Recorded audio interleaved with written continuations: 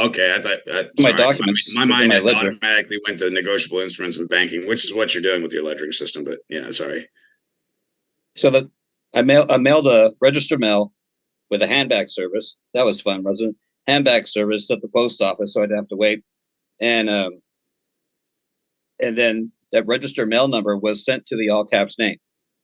And so you have this registered mail number, and then you have A, that's ledger A, page 6, and line number 2.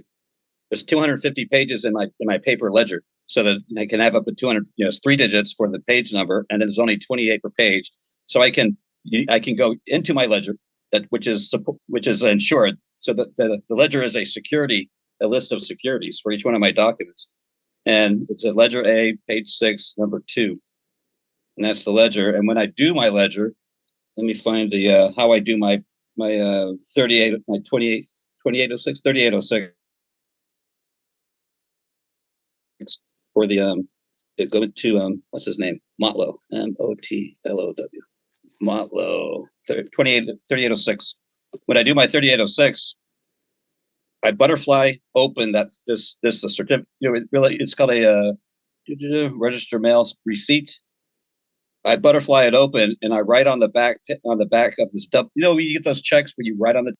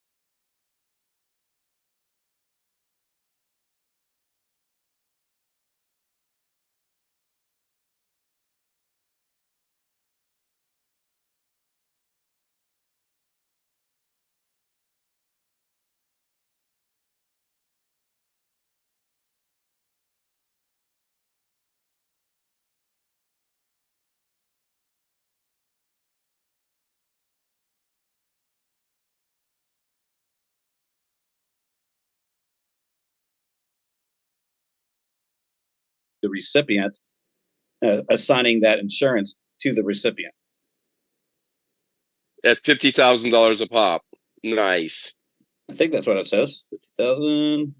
Yeah, 50,000. That's awesome. I've never seen anybody butterfly that. See right there, 50,000. Mm-hmm. If you need, what? Okay, yeah. So it's up to 50,000. If you need more than that, whether you can pay, you can buy some extra value, but it's insured for 50 grand up front. So that's where my ledgering comes in. So I assign the number, send it, and when I'm mailing it to my all caps person, now it's ledgered in the international realm in commerce, and now and realize that 9-digit number between the RR and the US, that's an EIN number issued by the Treasury, not the IMF. You could use that 9-digit number in lieu of an IMF's tax ID number. Wow.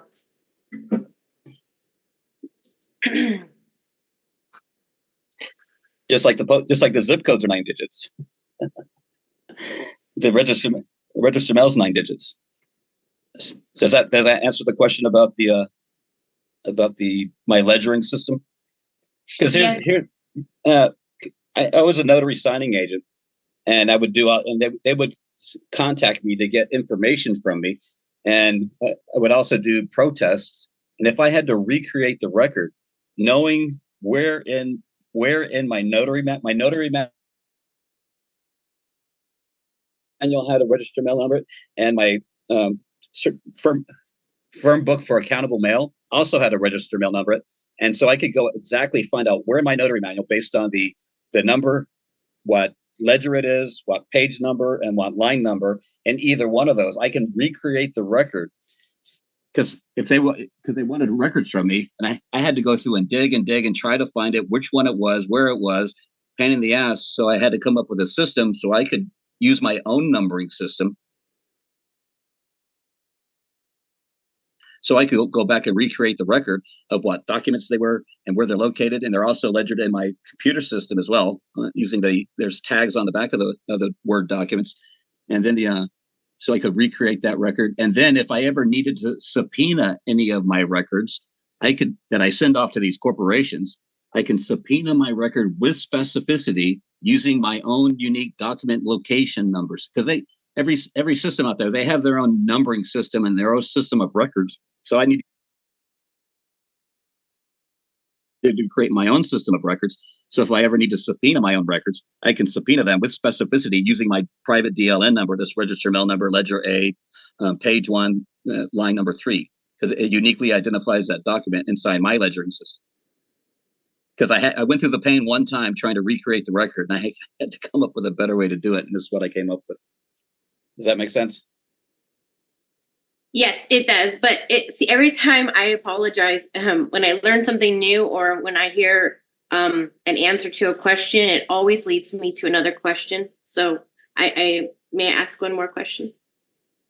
Sure. So I struggle I'm still a newbie, but I struggle. I understand my roles as agent, but I see that you come up with Lord something something for one title, and then Master. Can you tell me and explain to me why you came up with Lord for one and Master for another? And is that something that we need to do? And then, if you can just I know most of the time I'm doing business or signing, I would assume 90% as agent. But would you just run through quickly, you would be signing, what would my capacity be if I'm going to court or something like that? I just get confused very much on when I'm sitting here trying to sign my paperwork and put my mailing address on it.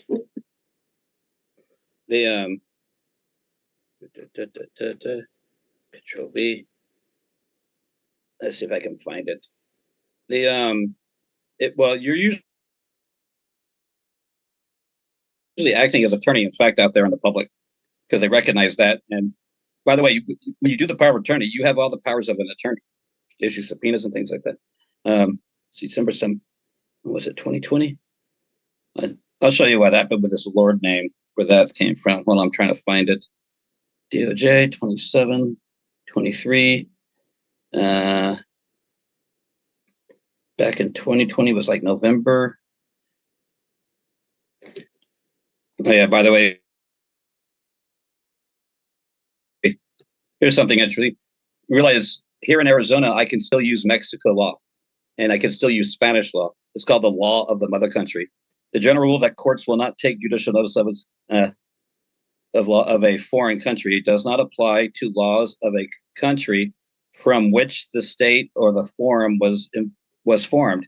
In such situation, the law of the mother country that were in existence at the time of the separation will be judicially noticed.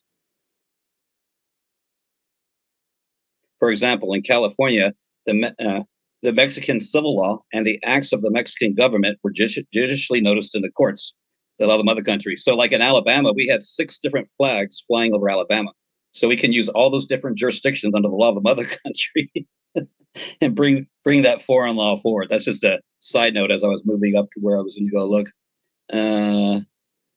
Try the mother country. I'm trying to find the envelope I got back in 20, was it 20? I think it was back in 2020. I had the Queen's Privy Council give me a private name. That's what happened. The Queen's Privy Council gave me a private name, and I'm recognized Lord. What? Why would you ask or request that? Did you send her a letter requesting something to that? Oh fact? yeah. Because we have a first name, middle name, last name. The last name belongs to the Vatican. That's how the lawyers get a hook on us through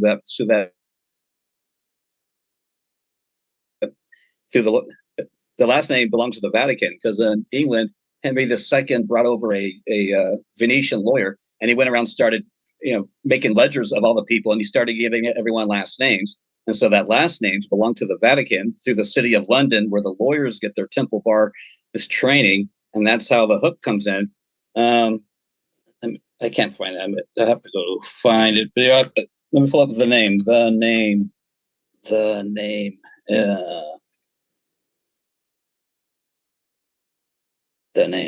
The subject name subject.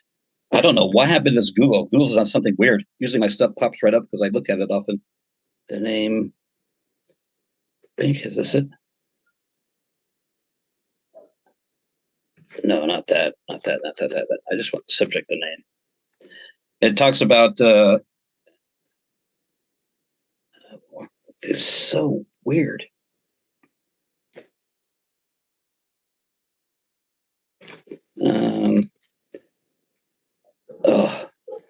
Who'd I send it to? I probably sent it to Derek.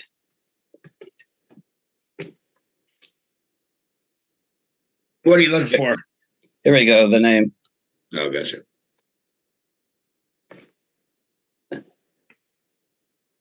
So the Christian name. In law, man only has a Christian name. Christian name is a baptismal name as distinct from the surname. Christian name, the name given at the font, distinct from the gentilius name or surname. Distinct, different from, not the same, different kind, different part. Conjunct is cojoined and current. The surname, an appellation applied to the original name to perform a mental operation, adding one conception to another. And then it comes down to gentilius name, surname, especially an old surname representing a larger gens rather than a particular cognomen or some other specific branch. The reason I'll put this in the room, you can read it, but it says right here, a fictitious name is a counterfeit name, assumed name,